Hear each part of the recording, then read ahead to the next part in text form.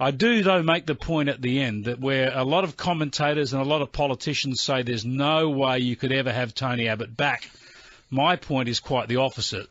That is, if there is going to be a change in leadership on the government side before the election, and I'm not saying there is, but if there is, if Malcolm Turnbull is to fall by the wayside, resign or actually be tossed out by his party, the only option is Tony Abbott. The idea that they could go to someone else, be it Julie Bishop, Peter Dutton, another spin of the dice, is absolutely absurd. The only option would be to reset the dial, to basically admit they got it wrong by knocking him off in the first place, and put back in the bloke who campaigned them into office in the first place. I think that's an outstanding point. I really do. And you hear people talk about maybe Dutton with Abbott as deputy. Whatever happens, they're going to have when this, if it does happen, they'll have a year maybe or less to the poll. You really want to hand it to a novice campaigner where you got this, champion campaigner? It can't be done. You and I are probably not on Tinder, Luke, but I'm familiar with this. Hang on, you can swipe that to the right. Yeah, this is. Does that mean I agree with him?